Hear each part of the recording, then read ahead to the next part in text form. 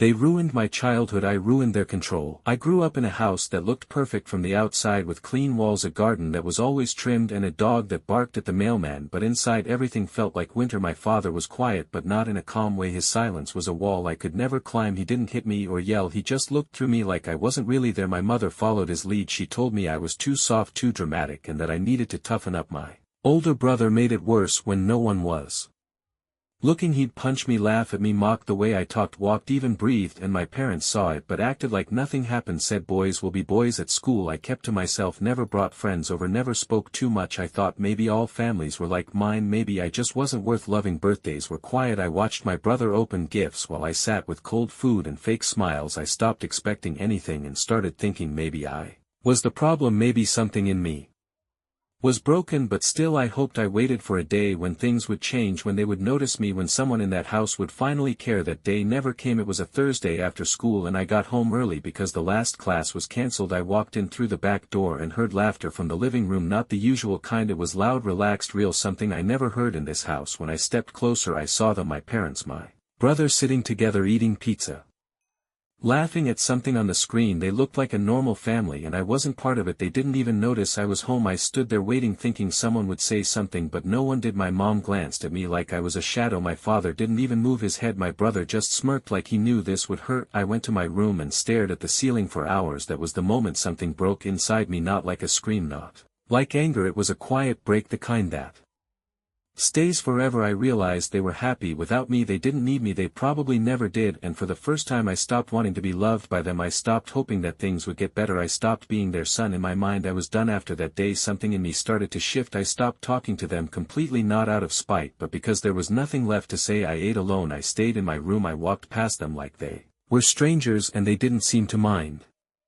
It was like I finally became invisible for real, not just in my head but in their world too. I thought that would bring peace, but it didn't, because deep down I still wanted answers. I wanted someone to knock on my door and ask if I was okay. I wanted them to notice how quiet I'd become, how empty I felt, but no one did, and the silence started growing louder inside me. It became anger, but not the loud kind. It was the kind that eats you from the inside, the kind that turns you cold. I started imagining what life would be like if I disappeared, not dramatically, not for attention but for real. I thought maybe then they'd care, maybe then I'd matter, but even that felt like a waste. They didn't want me, they never did, and now I didn't want them either. I started staying out late, not because I had somewhere to go but because anywhere felt better than home. I'd walk through empty streets with my headphones on, pretending the world was mine. I'd sit on benches and watch strangers laughing, wondering what it felt like to belong to someone. I told people at school I was busy after class, but really I just didn't want to go back. I couldn't stand the walls of that house anymore, the silence, the fake smiles, the way everyone moved around me like I didn't exist. So I made myself disappear slowly. I skipped dinners, I ignored texts, I stopped replying to anything that came from them, and they barely noticed. Sometimes I'd come home at midnight and no one asked where I was. Sometimes I wished they would, but they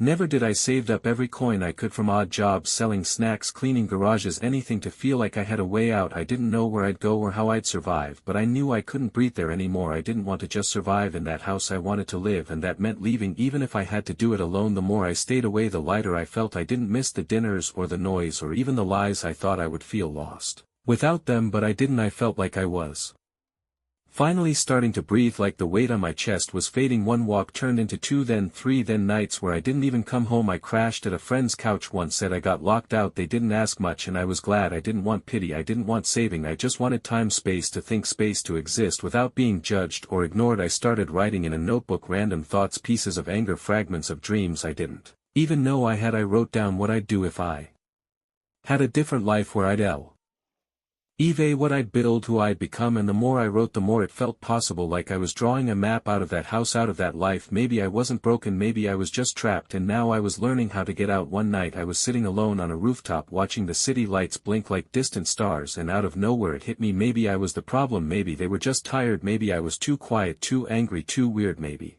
I pushed them away and they just didn't know what to do with me. I started going through old memories, trying to find proof that they ever cared even a little. I remembered when I was 6 my mom gave me a cookie after school and smiled for a second. It felt like something, and that memory made me cry like it was a treasure from a different life. I hated that feeling. I hated that my brain was trying to trick me into going back, like some part of me still needed them, still hoped for something that would never happen. I almost texted my mom that night, but I Stop. My thumb hovered over the screen, but I couldn't do it, not because I was angry but because I didn't trust myself. I knew if I opened that door even a little they'd pull me back in and I'd lose everything I'd been building. I couldn't let that happen, not again, not after coming this far. I stopped explaining where I was going or why I didn't answer calls. I stopped checking if they noticed when I was gone. I stopped pretending like any of it still mattered, and the strangest thing happened. I didn't feel guilty, not anymore. I felt clear, like someone wiped fog off a mirror, and I could finally see who I was underneath all the shame, all the silence. I wasn't angry, I wasn't bitter, I was just done. I started waking up with energy for the first time in years. I cleaned my shoes, I fixed my posture, I started walking like I had a reason to go somewhere, like my life belonged to me and not to their opinions, their moods, their games. I didn't need to fight them, I just needed to remove myself from the equation. And once I did, it all got quiet, not the heavy kind of quiet like before, but the calm kind where nothing hurts, the kind that lets you breathe without checking who's watching you. I didn't say goodbye, I didn't write letters, I just took my first real step forward and never looked back. It started with messages at first, just a "Hey, where are you?" then a call from my brother asking if I was okay, like we were ever close, like he didn't spend years making me feel small. Then my mom sent a long text saying she missed me, said the house felt different without me, said I was still part of the family, and I stared at that message for 10 minutes not knowing if I wanted to scream or laugh. Part of me wanted to reply, not because I believed her but because I wanted her to finally hear me. I wanted to say everything I never could, everything they never let me say, but I didn't because I knew it wouldn't matter. They weren't reaching out for me, they were reaching out for the version of me who stayed quiet, who kept showing up, who never caused trouble. And that version of me was gone. I left that behind, with the birthdays they ignored, with the nights I cried alone, with the silence that crushed me. So I muted the chat and let it sit there unread, untouched like the past. I refused to relive. Nights got quiet, really quiet, no buzzing phone, no footsteps outside my door, no fake voices pretending to care. And for a while it felt strange, like I was floating in a place with no gravity. I'd sit on the floor with music low, staring at the ceiling, thinking, this is it, this is what being alone really feels like. And it wasn't terrifying, it was honest. There was no one left to lie to, no one left to impress or explain myself to, just me, my thoughts, and the air. I finally had room to breathe. I started cooking small meals, even if it was just rice and eggs. I'd sit down and eat slowly, not because it tasted great but because it was mine. I started making my bed not for anyone else but because it made me feel steady, like I had control over something small, and I needed that something real, something mine. It wasn't freedom with fireworks, it was quiet, steady freedom, the kind that takes time to feel, the kind that doesn't shout but stays with you. I woke up one morning and for the first time I didn't feel heavy. I didn't dread the day or check my phone to see if someone was angry or disappointed. I just laid there staring at the ceiling, thinking maybe I'm finally healing, not fast, not all at once, but slowly.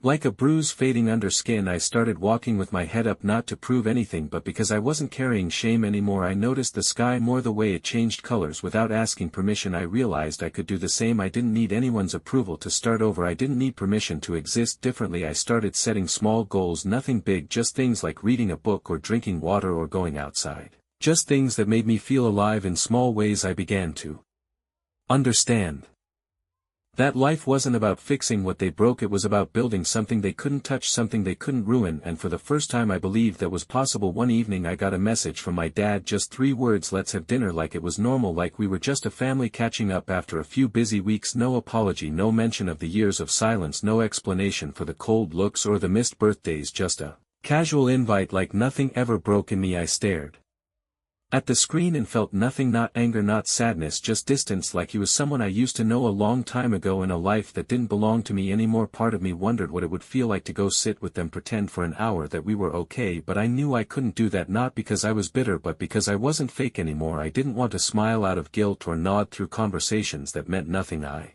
wasn't a kid at the table begging to be seen. I was a man who built his own space, his own peace, and they didn't get to walk back into it. Like they never tore it apart. There was no final argument, no slammed doors, no emotional goodbye, just space, real space, the kind that grows between people who no longer speak, the kind that doesn't need to be explained. I didn't block them, I didn't delete their numbers, I just stopped reaching, I stopped waiting, I stopped hoping for something they were never able to give me. And as the days passed I felt lighter, not because I had forgotten but because I no longer carried the need to understand. I didn't need closure, I didn't need justice, I just needed freedom, and I gave it to myself. I stopped looking back, stopped checking if they were watching, stopped wondering if they missed me, because it didn't matter. What mattered was that I could sit with myself in silence and feel peace, not emptiness, not longing, just quiet, steady peace. And that was more than they ever gave me. Life didn't become perfect but it became mine. I still Had hard days, still felt moments where doubt tried to sneak back in, but I handled them. I didn't run from them like I used to. I faced them because now I had something to hold on to, a version of me that I respected, a version that chose peace over chaos, honesty over silence. I found small joys and routines, in making coffee and folding clothes and walking without checking behind me. I found people who saw me not for who I had to be but for who I really was, and that was enough. I didn't need a big success or some dramatic transformation. I just needed stability, something they could never offer, and every day I built a little more, a life with no pretending, no walking on eggshells, no cold glances across the room, just quiet choices made by someone who finally felt like he deserved more than survival. I don't hate them, I don't wish them pain, I just don't carry them with me anymore. They're part of my story but not part of my future, and that's okay. Not every family is home, not every blood tie means love. I stopped trying to rewrite the past and started writing my own chapter, and this time it's real. No fake smiles, no quiet suffering, just me showing up for myself every single day. And maybe that's what healing really is, not fixing everything but choosing not to bleed from it anymore. If you've been through something like this, if you're still carrying the weight they left behind, I want you to know you're not alone, and you don't owe anyone your silence, your forgiveness, or your return. You owe yourself peace and the freedom to move forward. Don't stay in the fire just because it's familiar. You deserve better, and you know it. If this story hit something inside you like it did in me, leave a like, drop a comment, and subscribe for more stories that speak the truth, no matter how hard it is to hear.